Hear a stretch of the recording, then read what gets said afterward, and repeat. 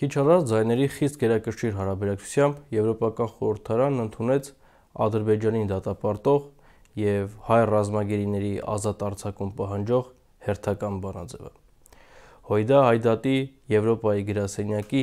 գործուն ներգրավվածության արդյունքում ընդունված այս բանաձևով Եվրոպական խորհրդարանը կատարել է մի շարք ուշագրավ դիտարկումներ, մասնավորապես խստիվ դատապարտում է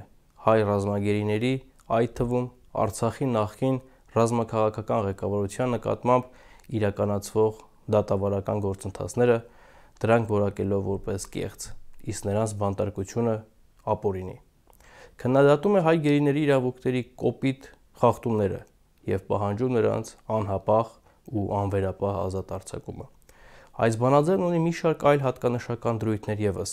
մասնավորապես Եվրոպական միության օրենսդիր մարմինը շարունակում է ճնշումը գործադիր իշխանության հանդեպ Ադրբեջանի նկատմամբ թիրախային պատժամիջոցների կիրառման և դատավարություններին տեղում հետևելու հայ պատանդներին այցելելու համար Եվրոպական միության համապատասխան մարմինների ներկայության ապահովման համար։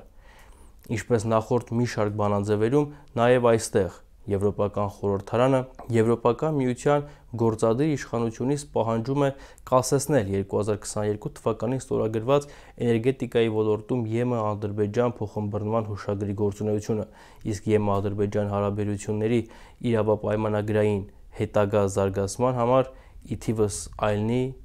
նախապայման սահմանել բոլոր քաղբանտարկյալների ազատ արձակումն ու արցախահայության վերադարձի իրավունքի իրացումը։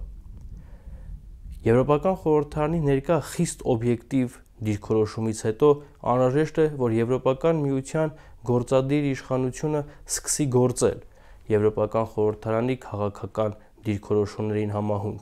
Այստեղ թեև կա որոշակի դրական տեղաշարժ, սակայն մեր ակնկալիքը շատ ավելին է, ընդհուպ մինչև Ադրբեջանի նկատմամբ հստակ պատժամիջոցների սահմանումն ու այլ գործուն քայլեր։ Հույդա Հայդատի Եվրոպայի գրասենյակը Եվրոպական միության իշխանության ինչպես օրենսդիր, այնպես էլ գործադիր թևերի հետ շարունակում է ամենօրյա աշխատանքները Ադրբեջանի իշխանությունների նկատմամբ հնարավորինս մեծ միջազգային ճնշման ապահովման և մեր առջև դրված խնդիրների լուծման ուղղությամբ։